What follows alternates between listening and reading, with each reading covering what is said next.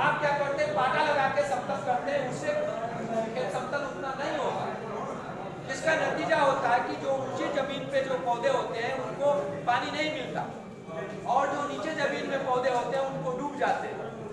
समझे मेरी बात? जिसके कारण आपकी उपज प्रभावित होती है। तो अगर हम लेजर लैंड डेवलप करते हैं तो इससे हमारा जल की बचत होती है, हमारा खेत पूरा समतल होता है। मशीन से चूंकि समतल होता है, पूरी की पूरी जमीन, जैसे ये आपका फर्श जितना समतल है, इतना समतल हम लोग कर सकते हैं। जितना फर्श समतल है ना, इतना समतल हम मशीन से कर सकते हैं। और समझिएगा जब आप उसको कराइएगा, जो किसान इसको देख चुके हैं, इसका यूज किए हैं, वो इसको जानते हैं, वो बार बार कराना चाहते हैं। लेकिन 3 साल में एक बार हमें लेजर लैंड डेवलपर खेत को कराना चाहिए। तो कब खेत को कराएंगे? जब आपका खेत खाली होता है। हम जो वैज्ञानिक हैं, हर एक सीजन में आपको नहीं आ पाते, और खास करके वैज्ञानिकों की बहुत कमी है, तो हम प्रत्येक सीजन में तो आ नहीं पाएंगे। तो इसीलिए गर्मा में क्या करना है वो भी हम बता देंगे, रबी में क्या करना है वो भी बता देंगे। तो गर्मा में जब आपका खेत खाली होता है तो आप प्रयास कीजिए कि लेजर लैंड लेवलिंग हम खेत का कराएं। हमारे पास लेजर लैंड लेवलर है, सरकार भी योजना है, सरकार की योजना है कृषि यांत्रिकरण योजना है, जिसमें सरकार लोगों को लेजर लैंड लेवलर खरीदने की भी देती है। आपके जिले में बहुत सारे जो है किसान उत्पादक संगठन होंगे, एफपीओज कहते हैं उनको, फार्मर प्रोड्यूसर ऑर्गेनाइजेशन, उनको भी कस्टम हायरिंग सेंटर के तहत वो मशीन को खरीद सकते हैं। और लेजर लैंड लेवलर का उपयोग करके हम लोग अपने सारे खेत को बराबर कर लेंगे, तो हम जल की बचत करेंगे और हमारा उपज भी बढ़ेगा। तो होता क्या है कि इस मशीन में 2-3 पार्ट्स होते हैं। एक होता है ट्रैक्टर, ज्यादा एचपी का ट्रैक्टर चाहिए, 50-60 एचपी का ट्रैक्टर चाहिए। दूसरा होता है बकेट, लेजर लैंड लेवलर के ट्रैक्टर के पीछे बकेट लगा रहता है, जो मिट्टी को ऊंची जगह से जब पहले खेत को जोत लेते हैं, अच्छा से तैयार कर दिए, जोत लिए बढ़िया से। अब जब मशीन को चलाएंगे तो उसको एक रिसीवर, एक ट्रांसमीटर होता है, तो जो ट्रांसमीटर होता है वहां से बीम छोड़ा जाता है, जिसको लेजर बीम कहते हैं। वो लेजर बीम रिसीवर इससे यूज करता है। रिसीवर जो है हमारा ट्रैक्टर से जो बकेट होता है उससे वो जुड़ा हुआ रहता है, और वो वहां से बीम को लेता है तो बराबर करता है। इसी अनुसार जो बकेट हमारा जो है ऊपर नीचे होता है, तो जो ड्राइवर होता है उसके सीट में पास में वो लगा हुआ रहता है मशीन, जिससे कि वो उसको ऊपर नीचे कर सकता है। और बकेट जो है वो ऊंची जमीन से मिट्टी को लेके, और जो नीचे वाली जमीन होता है वहां भरते चला जाए। आप समझ गए मशीन कैसे काम करता है? ये बिल्कुल खेत को बराबर कर देगा।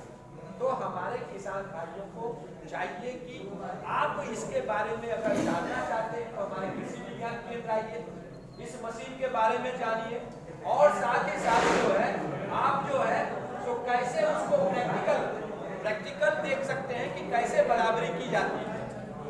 समझ रहे हैं मेरी बात? लेजर लैंड लेवलर से जमीन को कैसे समतल किया जाता है, ये आप प्रदर्शनी के थ्रू देख सकते हैं, फिर आप करा भी सकते हैं। आप कृषि विज्ञान केंद्र के सहयोग से अगर बहुत सारे लोग लेजर लैंड लेवलर कराना चाहते हैं तो हम मशीन को भेज करके, ड्राइवर को भेज कर laser land custom hiring centre के तहत हम उनको करा देंगे, बशर्ते कि हम पैसा भी लेंगे, उसका पैसा लगता है, तो आपका जमीन समतल होता है। आप हमारे मशीन का इस्तेमाल करके समतल होगा। दूसरा जो अभी जो रबी का सीजन है, हम गेहूं की बुआई कर रहे हैं, कब से बुआई कर लेना चाहिए? 182967 आपको मिल रही है ना? नहीं, आप 1 नवंबर से कर सकते हैं, आप 1 नवंबर से कर सकते हैं। पुराना जो है दिमाग से उतार दीजिए। पहले के लोग कहते थे कि भाप निकलेगा मुंह से तब जाकर बोएंगे, ये सब दिमाग से निकाल दीजिए। पहले नवंबर से आप बोइए। सर टेम्परेचर क्या होगा? सुनिए ना, आप मेरी बात सुनिए। पहले जितने भी साइंटिफिक डाटा था चेंज हो चुका है। पहले खेत में आग लगाते तब लगाने कहते हैं, नहीं कहते हैं ना? सुनिए, आग लगाने के तो पहले तो सुनते हैं कि आग लगाते थे किसान, आज मना करते हैं ना आपको। तो उसी तरह से टाइम आप अपने पौधे को जितना समय दीजिएगा उतना वो उपज देगा।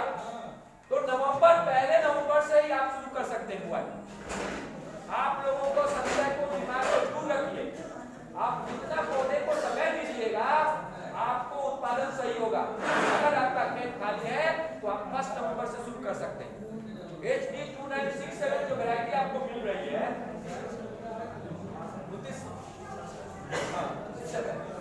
2967 की जो वैरायटी आपको मिल रही है और DBW187 की जो वैरायटी मिल रही है, खास करके DBW सुनिएगा आप लोग, DBW187 जो वैरायटी है और HD2967 जो वैरायटी है, ये सब टाइमली सोन वैरायटी है, समय पे बुआई वाली वैरायटी है, लंबी अवधि की वैरायटी है और लंबी अवधि की जो प्रभेद होती है उसमें ज्यादा उपज प्राप्त होती है।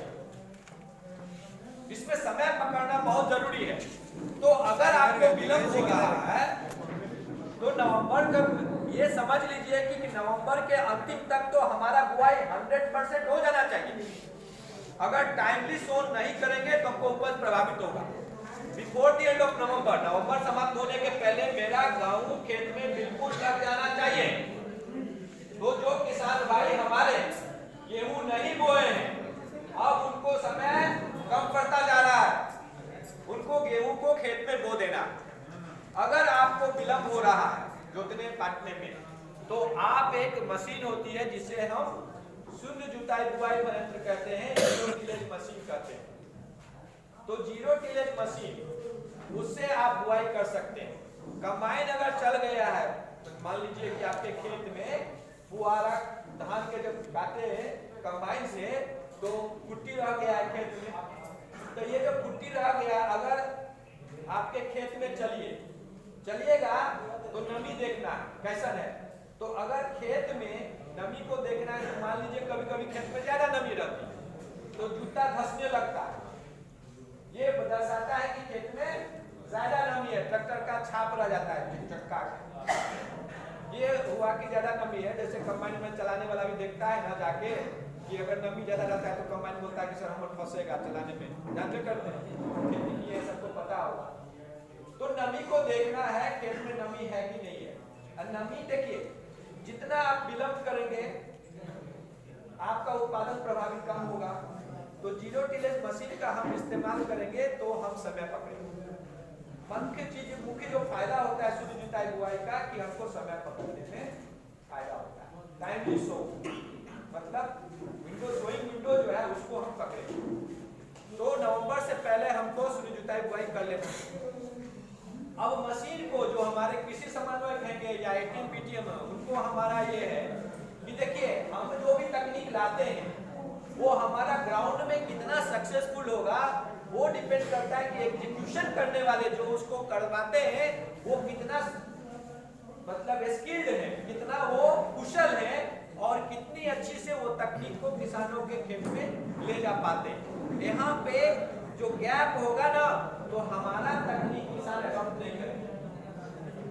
इसमें सबसे पहला जो गैप होता है कि आप एक चीज बताइए कि हम पूछना चाहते हैं कि हमारे कुछ किसान जो या जो भी समन्वयक है वो बताएं कि जीरो टिलेज मशीन का कैलिब्रेशन कैसे करें।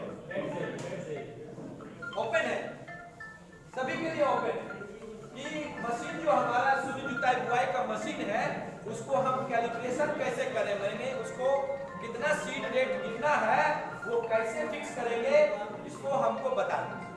जवाब दें कैसे करेंगे, मशीन का कैलिब्रेशन कैसे करेंगे, आप लोग में से कोई खड़ा होकर के हमको बता दें। अरे भाई किसी समन्वयक है, किसी ATM है, BTM है, सब लोग टेक्नोलॉजी सुनिए, आप इसको डाइवर्ट मत कीजिए, आप बैठिए। हमारा प्रश्न सीधा है कि मशीन का कैलिब्रेशन आप कैसे करेंगे।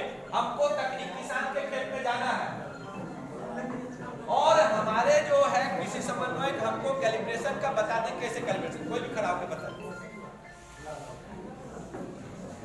कैसे कैलिब्रेट करेंगे मशीन। हम हॉल को ओपन कर दिए, कोई भी जवाब दे सकते हैं किसी के साथ कि जब हम किसी को पूछते हैं कि किसे मशीन को कैलिब्रेट करोगे तो हमारा कोई भी आदमी खड़ा होकर ये नहीं बता पाता है कि हम मशीन को कैसे करें। फिर ये टेक्नोलॉजी किसान के पास जाएगी कैसे।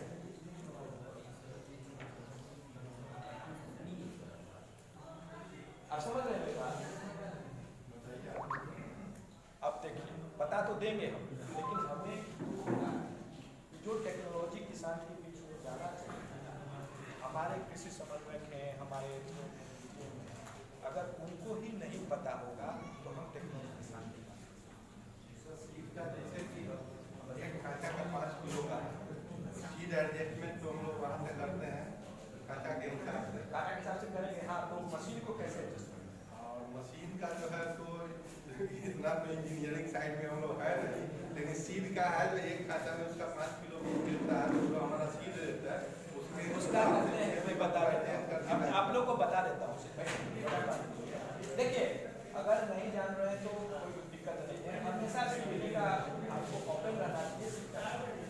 देखिए, मशीन को जब जीरो टिलेज मशीन देखिएगा तो उसमें एक घूमने वाला रहता है आगे ड्रम जो होता है, इसके बाद एक होता है उसमें देखिएगा, उसमें आगे जैसे बना रहता है जो उसको मिट्टी से ये करता है। पीछे देखिएगा तो मशीन का चौड़ा ये मतलब जो चल रहा है तो पीछे मशीन लगा हुआ है, सिंपल सा है।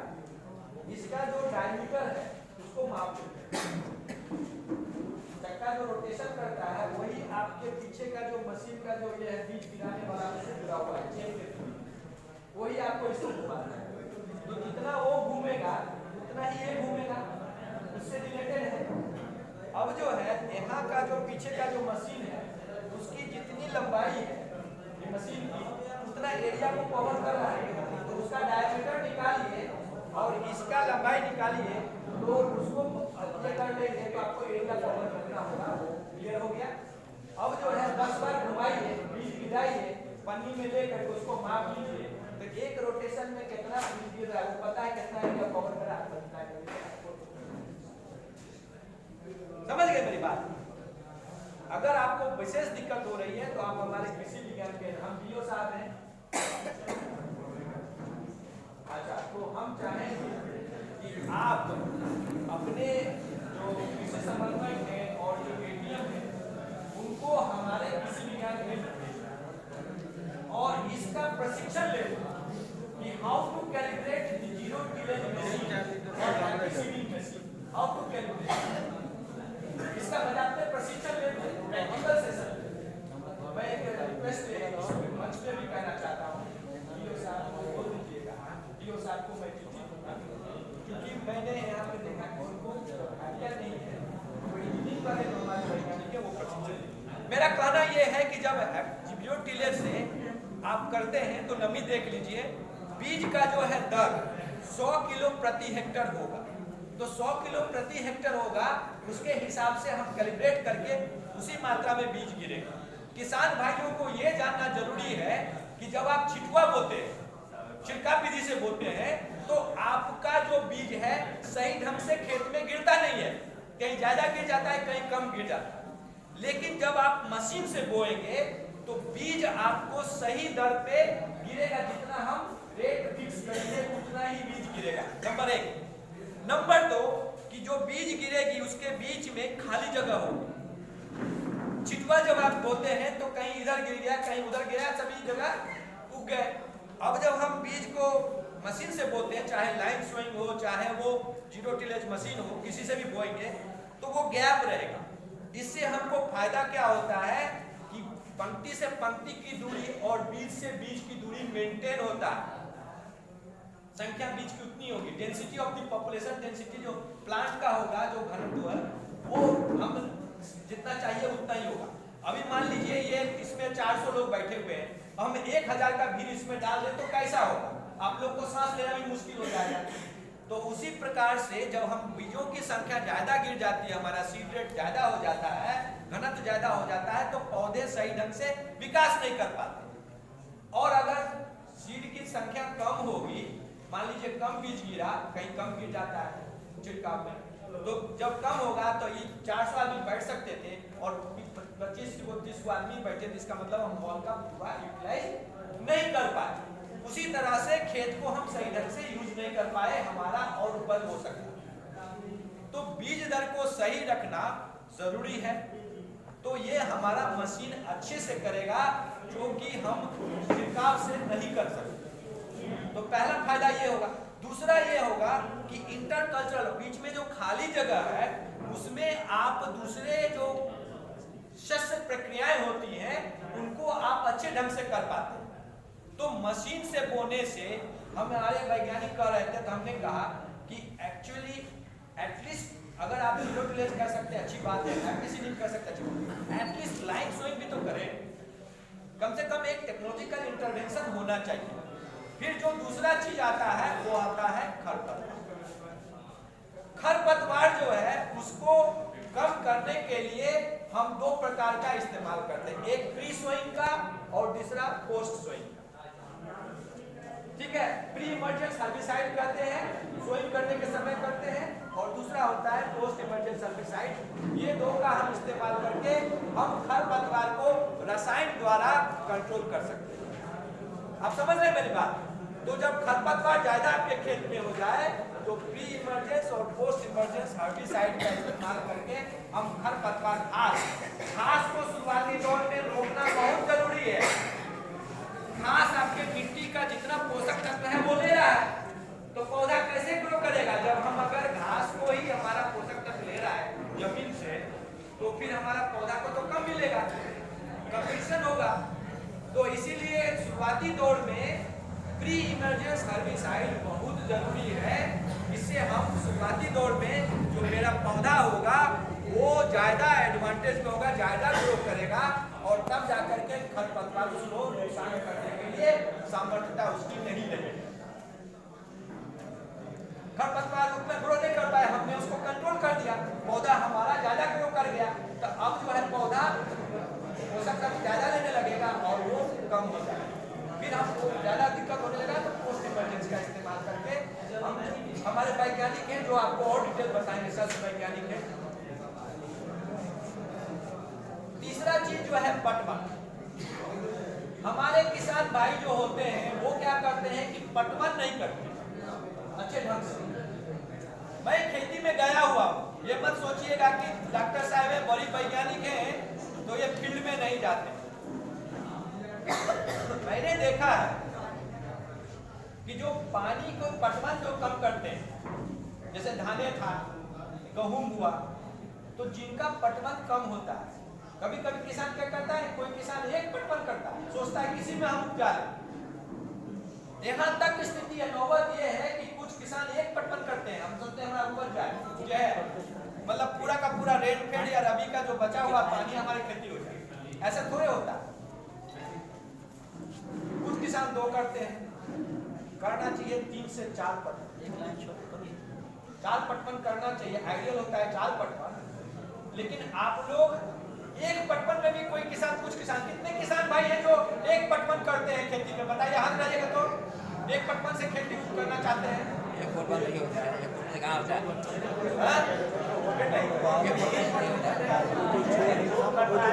कितने किसान दो करते हैं? 2 चलता है, 2 कितने किसान 3 पटवन करते हैं? 3 पटवन करने वाले किसान कितने हैं? देखिए संख्या कम हो गई।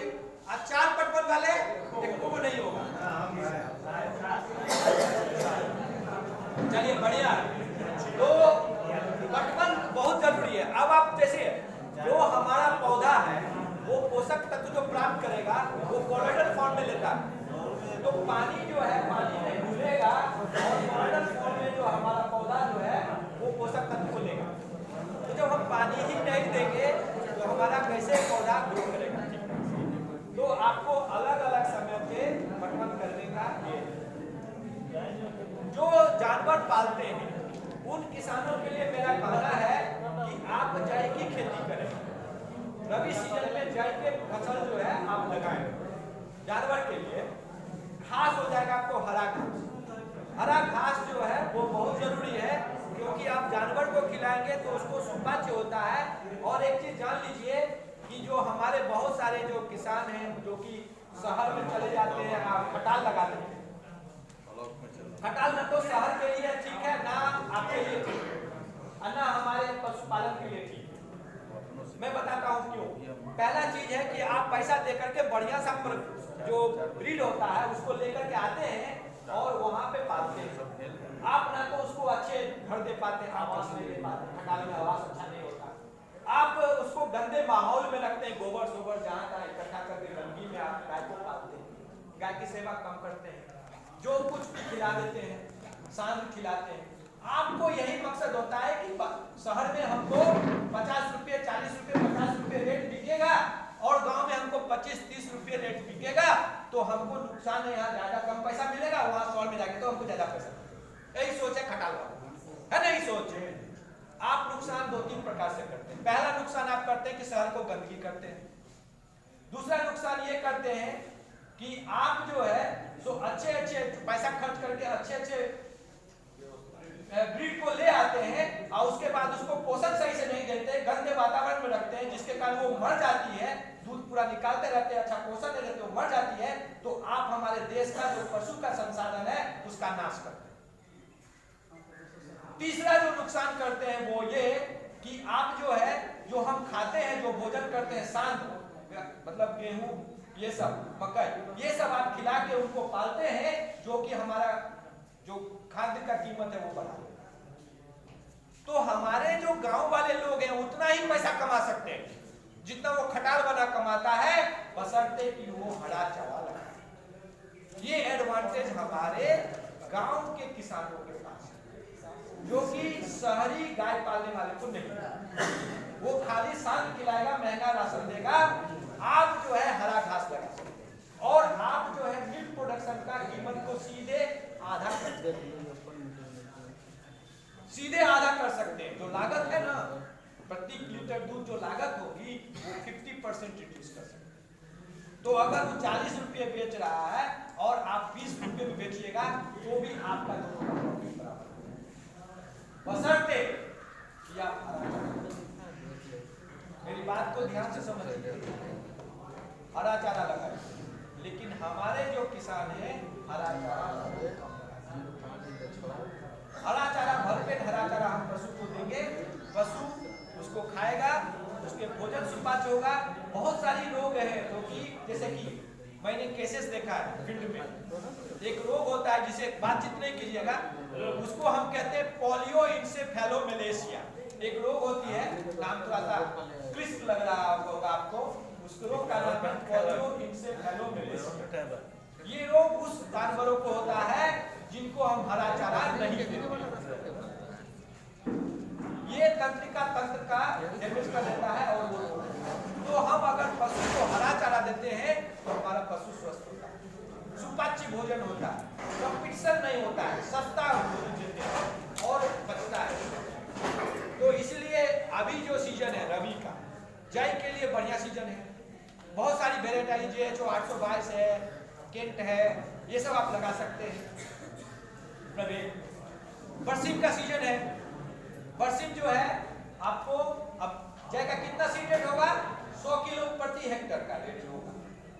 जो गेहूं का सीड रेट होता है वही जय का होगा, दोनों सीरियल से, तो सीड रेट वही होगा। बरसीम जो है 25 से 35 किलो प्रति हेक्टर लगेगा सीड रेट, तो 30 से रख लीजिए 30 किलो प्रति हेक्टर। बरसीम जो है दलहनी फसल और पशु के लिए इतना बढ़िया चारा है, ये 3-4 बार आप काट सकते हैं। और हमारे बिहार में 800 से 1000 कुंतल, जस्ट सोचिए आप, हमारे बिहार में हमने कटिंग किया हुआ है 800 to 1000 क्विंटल पर हेक्टर हम ग्रीन फॉर्म करते हैं। 800 से 1000 कुंतल प्रति हेक्टर हम हरा चारा काटते हैं। 3-4 महीने का सीजन है, उसी में काटते हैं 800 से 1000। आप समझ गए कितना हरा चारा उपलब्ध होगा आपको। तो बरसीम जब अगर आप देते हैं तो आपका दूध उत्पादन जय और बरसीम मिला के अगर पशु को दीजिए तो रबी में आपको दूध की नदी बह जाएगी और पशु स्वस्थ होगा, प्रजनन क्षमता भी बनेगी और आपको उत्पादन भी बहुत बढ़ता है। और बरसीम एक ऐसा चीज है जिसको हम राशन बनाते हैं, बैलेंस राशन। तो 2/3 जो करते थे 1/3, इसमें हम 3/4 मतलब सीरियल 1/4 लेंगे, मतलब घटा देते हैं। बरसीम अगर आप दे रहे हैं तो अनाज वाले हरा चारा जैसे कि जय है आप ज़्यादा बढ़ा दीजिए, बरसीम कम भी देंगे तो भी प्रोटीन की पूरी कर देता है, बहुत रिच होता है। इसके बाद हम आ जाते हैं, आपको हरा चारा हो गया।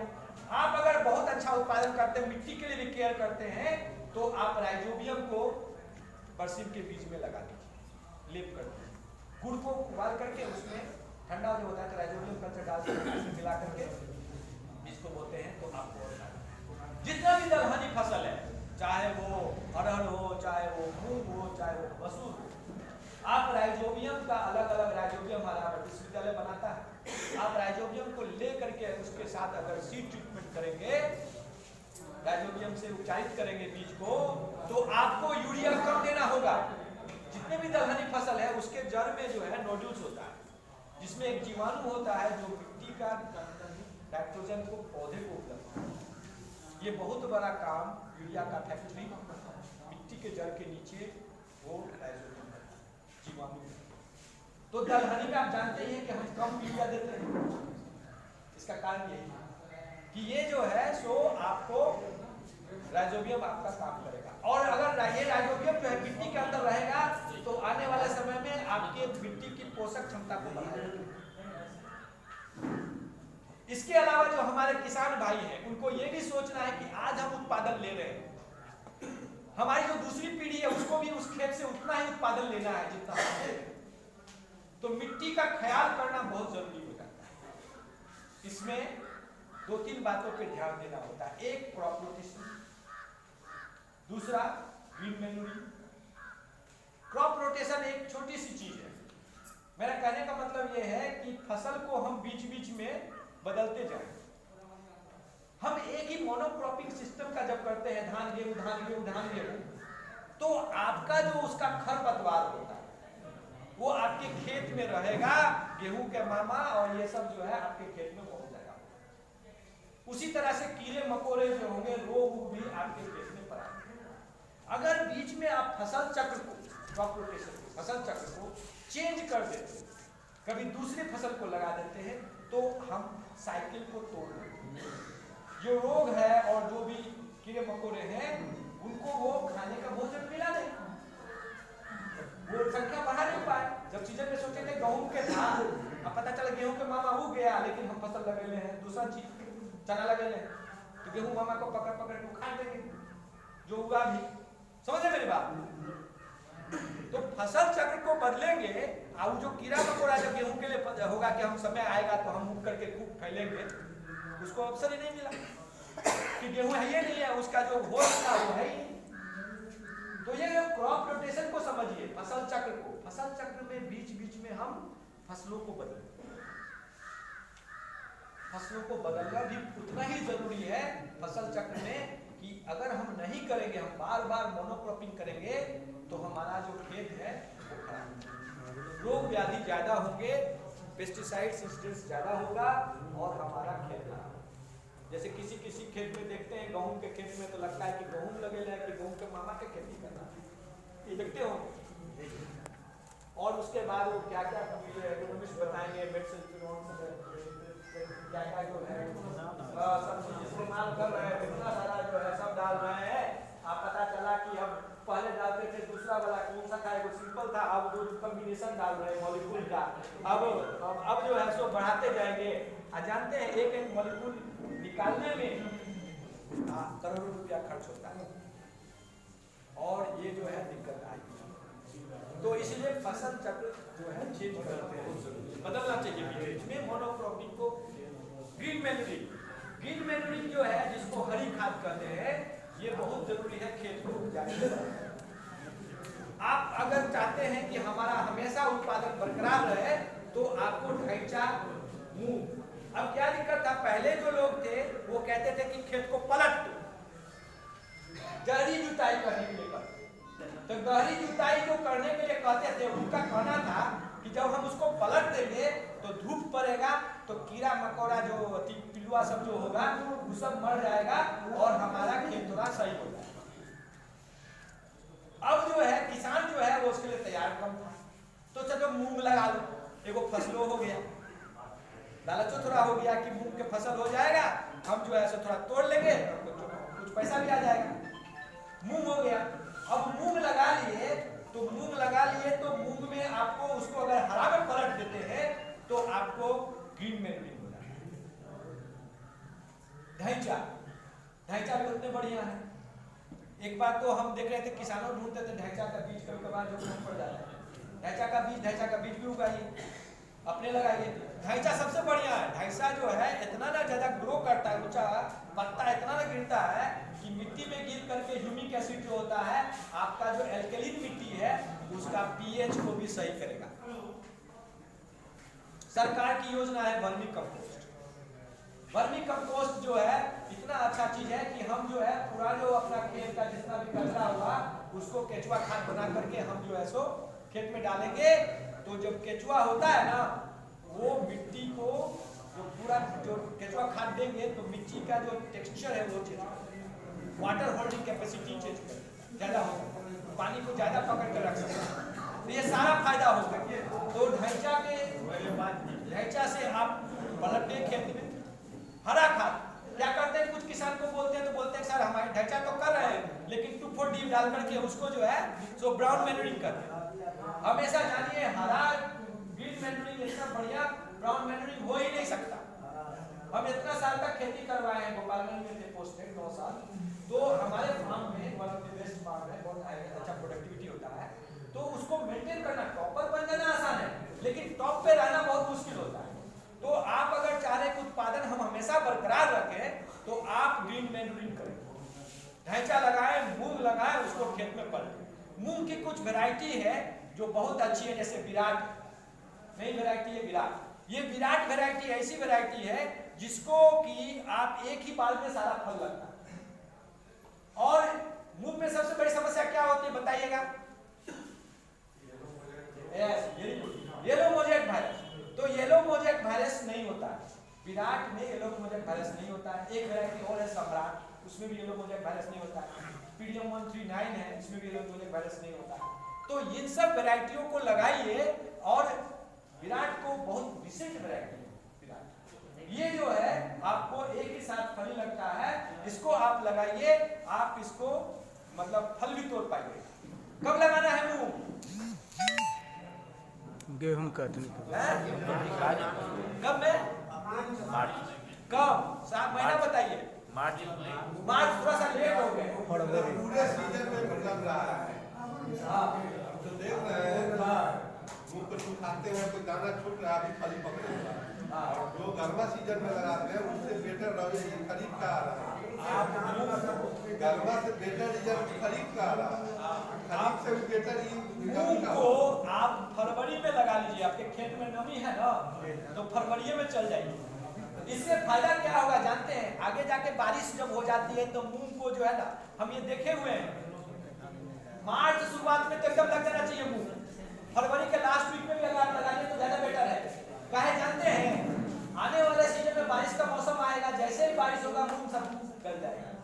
तो अगर आप पिकिंग करना चाहते हैं, तो पिकिंग करना चाह रहे हैं, बाद में पलट देंगे खेत में, तो पिकिंग करना चाहते हैं तो फरवरी के लास्ट में, मार्च के शुरुआत में आप मूंग डालें,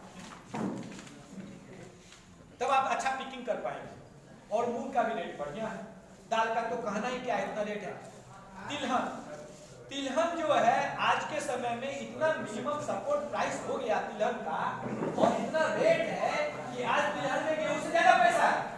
मैं एक दिन इकोनॉमी कैलकुलेट कर रहा था, मैं कहूँ आपको तिलहन को हम लोग हमेशा नकारते रहे, तिलहन को उतना महत्व नहीं दिए। किसान तिलहन लगा रहा है, काहे ले लिए? हम अपना खाए ले लिए, उगा ले, तेल पिला ले, खाए घर में खाए लिए, वो हो जाए बस इसीलिए। लेकिन आज के हम गोपालगंज में थे तो हमने किसान यहाँ भी देखेंगे धीरे धीरे करके तिलहन के प्रति किसान की रुचि बढ़ गई है। ज्यादा पैसा है गेहूं से तिलहन में, क्योंकि तिलहन में हमको पटवन का खर्चा कम हो गया, तिलहन में हमको बीज का खर्चा कम हो गया, तिलहन में हमको इतना सारा जो इंटरकल्चरल ऑपरेशंस है उसका खर्चा कम हो जाता है।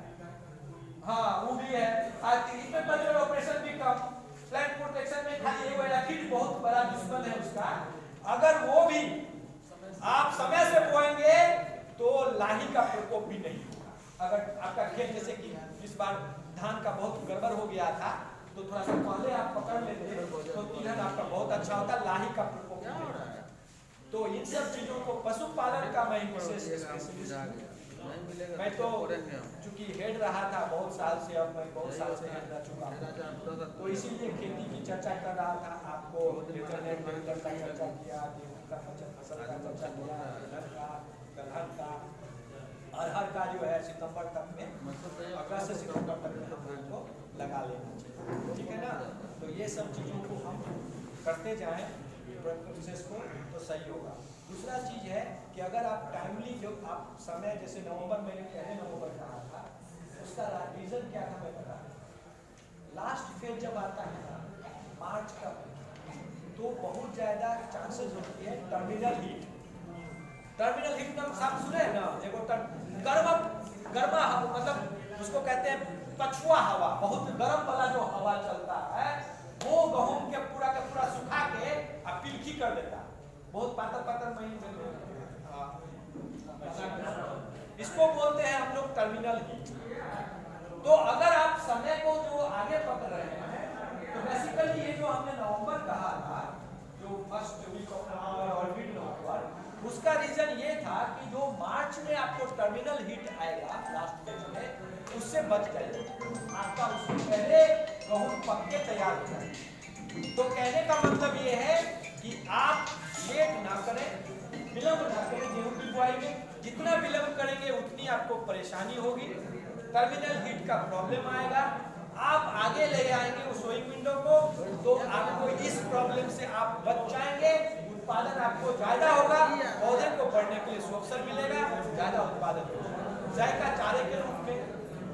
और इन सारे फसलों को पशुपालन, मत्स्य पालन, ये सब जितना है अभियांत्रिकी मैंने बताया, लेजर डेवलपमेंट, इन सब चीजों का हम लोग, या हैप्पी सीडर जब ज्यादा खेत में फूटती है ना, तो हैप्पी सीडर का इस्तेमाल करेंगे, 50 से ज्यादा बेटर होता है, क्योंकि वो जो है जो फूटती है उसको, उसमें ये रहता है घुमाने वाला मशीन, टिलर टाइप का होता है, वो उसको पलट देता है, तोड़ देता है। तो जेट्टी में वो नहीं रहता। हैप्पी सीडर और जेट्टी में थोड़ा सा फर्क है कि जेट्टी में वो जो घूमने वाला जो रहता है ना, जो पुआल को तोड़ ताड़ के मिट्टी में मिला देगा, वो नहीं रहता, और हैप्पी सीडर में वो भी रहता है। तो मशीन थोड़ा सा हैवी चाहिए हैप्पी सीडर में। और उसके पशुपालन में हम कहना चाहेंगे कि पशुपालन में आपको सारे चीज का टीकाकरण कर लिया होना चाहिए। सितंबर में हम लोग जितने भी पशु का टीकाकरण हम लोग को कर लेना चाहिए, चाहे वो गलघोटू हो, चाहे वो एचएसओ बिच्छू हो, सारे का।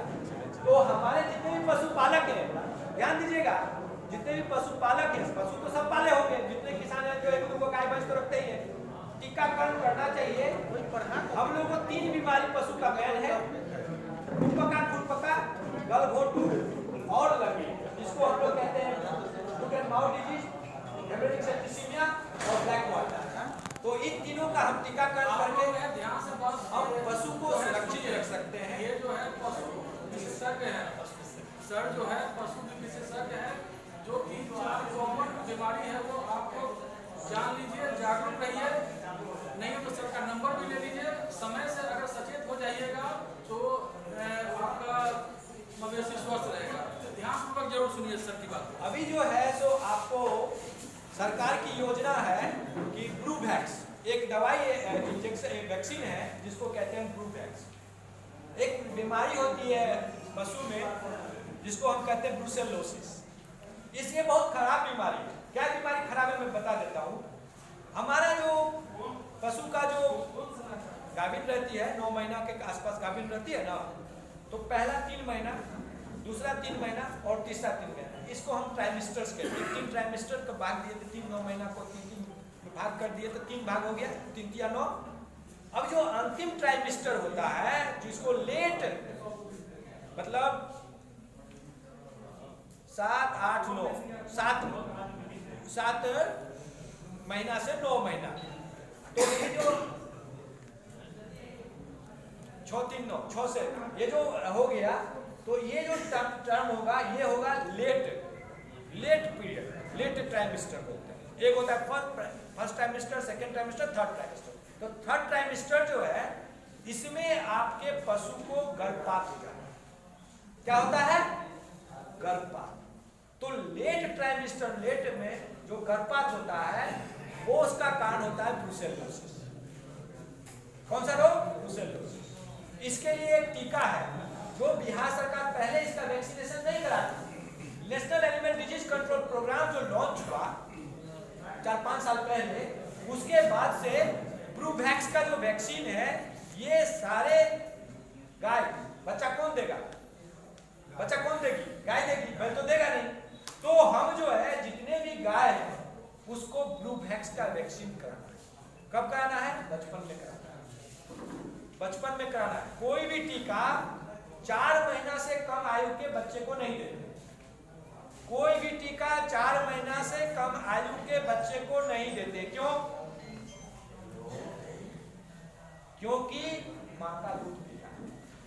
मां के दूध पीने से, मां के दूध से उसको इम्यूनिटी मिलती है, वो उसको रोग प्रतिरोधक क्षमता देता है।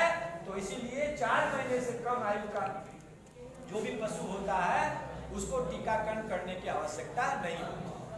4 महीने के बाद हम टीकाकरण कर सकते हैं। तो आप जो है ब्रूवैक्स का टीकाकरण बचपन में अगर आप करा देते हैं बाछी को, पाड़ी को, तो आगे जा करके आपको गर्भपात की समस्या नहीं।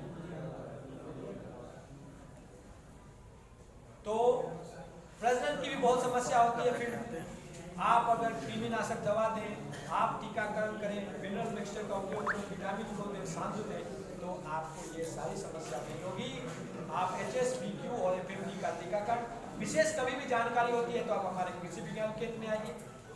हम भी आपके यहाँ आना चाहेंगे, पशुपालन का प्रशिक्षण लेने के लिए हम आपके यहाँ आना चाहेंगे और हमें अवसर मिलेगा तो हम किसानों को पशुपालन का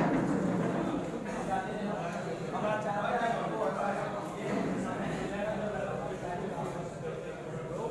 और आप अच्छे खेती करें, अच्छे उत्पादन लें और जो भी पशुपालन की समस्या होती है आप हमसे संपर्क कर सकते हैं। डॉक्टर रामकृष्ण राय का 9135025137। तो आपसे 37 आप हमसे 9135025137 आप हमसे संपर्क 25137 आप हमसे संपर्क कर सकते हैं। पशुपालन डॉक्टर रामकृष्ण राय, मैं पशुपालन का ही विशेष करके तो मेरा जो अनुभव था कृषि का वो मैंने आपसे साझा किया। मैं चाहूँगा कि जो मेरा अनुभव है उसका आप फायदा लें और बहुत सारे चीज़ है मैं कुछ चर्चा करना चाह रहा था। आपको एसिडोबैक्टर, एजोटोबैक्टर, ट्राइकोडर्मा, इन सब का भी इस्तेमाल करके हम अपनी मिट्टी को अच्छा कर सकते हैं। उपचार करके हम